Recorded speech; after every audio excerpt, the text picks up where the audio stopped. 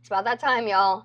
The entire first season of Midnight Texas has been leading up to the showdown to save Midnight and the entire planet, and probably all the puppies and kittens, too, from whatever is on the other side of the veil.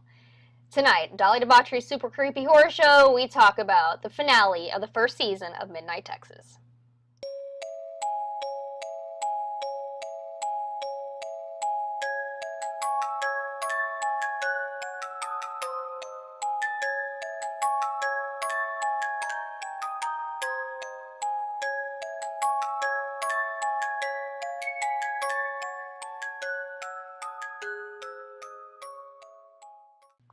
We open with a bus full of Midnighters headed back to Midnight because apparently holing up in a West Texas nightclub just wasn't accomplishing what they were trying to get done. So it's time to go back to the epicenter where all the craziness is actually happening.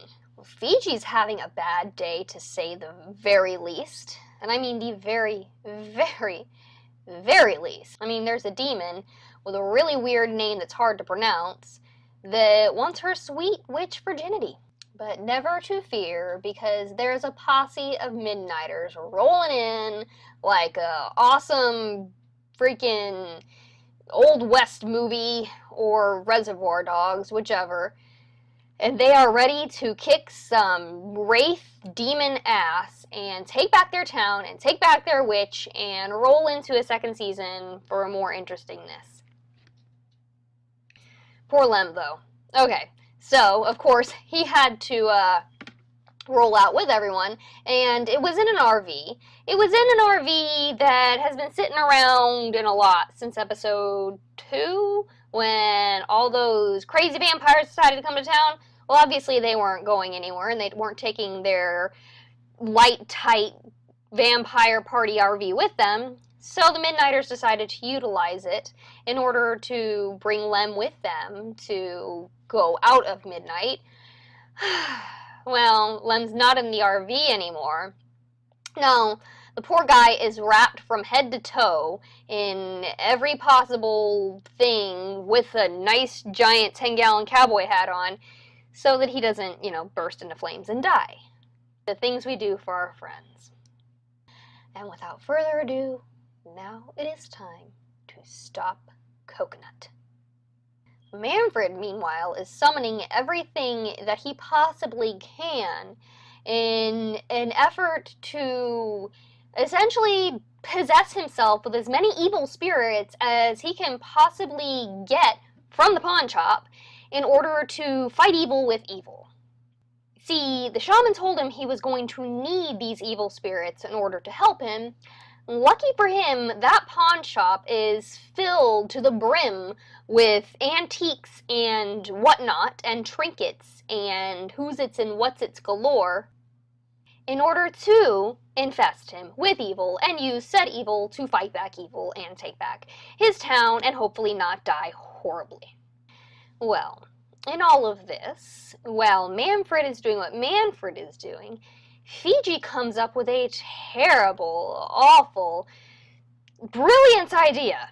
You see, the first time that she tried to do the thing with the thing and the other thing, she ended up kind of catching the guy on fire.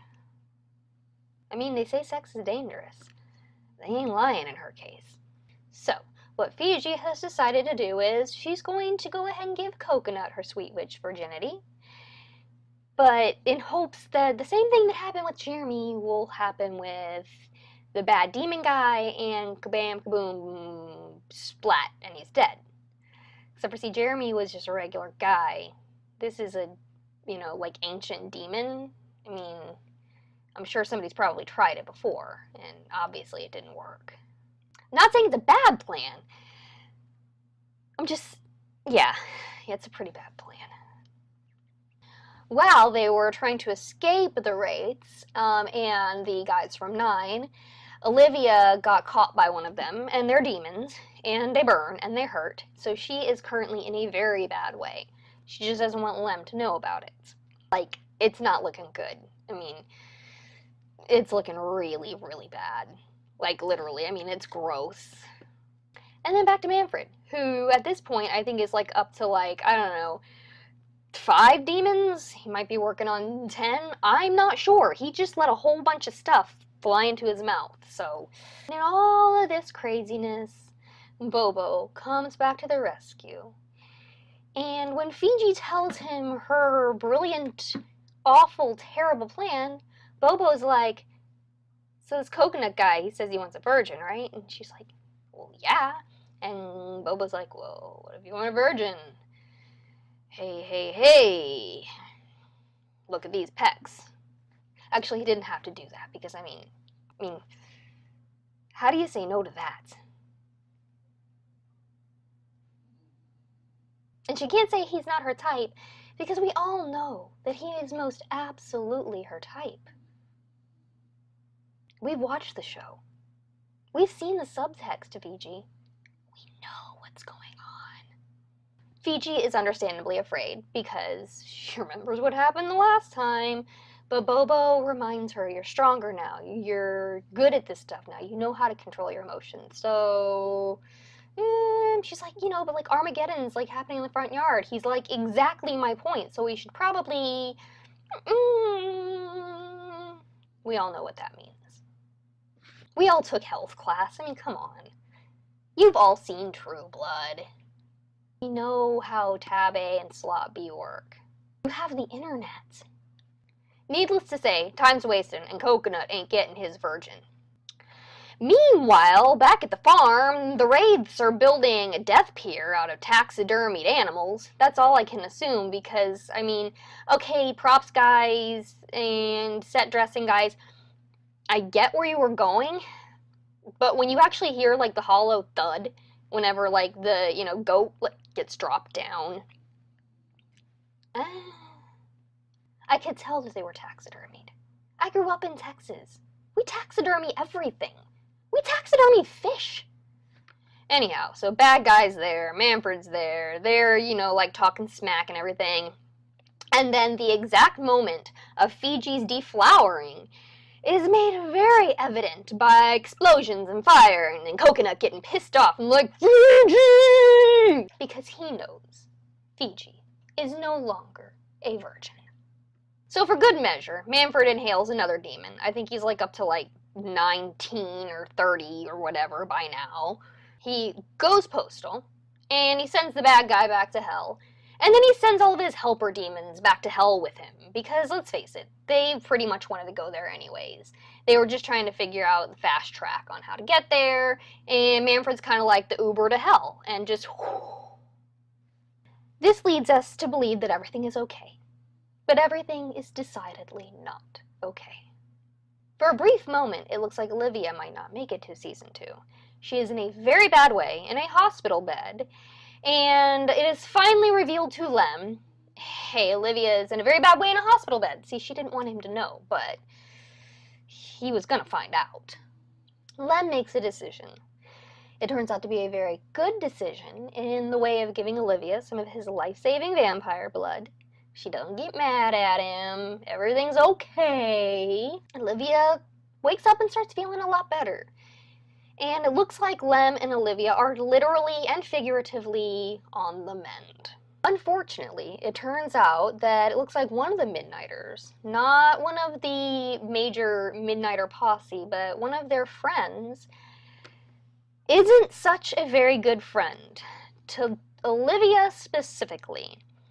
We all know Olivia's father has been looking for her for a very long time. Well, apparently he knows exactly where she's at, and he's just waiting to make his move, because somebody in Midnight has been feeding him information.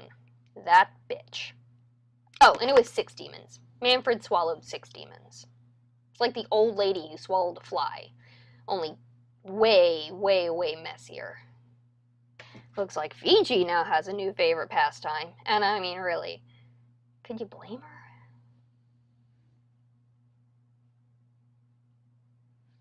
The first season of Midnight Texas ends with a wedding. Whose? I'm not telling you. You need to watch it to find out whose wedding. And really, I mean, let's think about it. There are 3 couples that it really could be. So,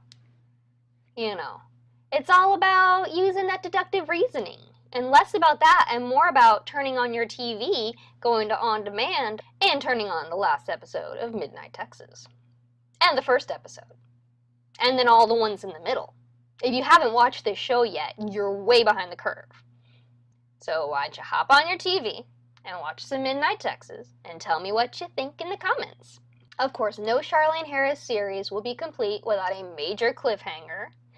So, tune in to Season 2 of Midnight Texas to find out exactly what's going to be happening in the town of Midnight with this new hotel that this crazy lady wants to build and all the ghosts that are held up in it. It should be a very, very, very interesting watch, and I am looking forward to seeing what happens as the story continues on Midnight Texas.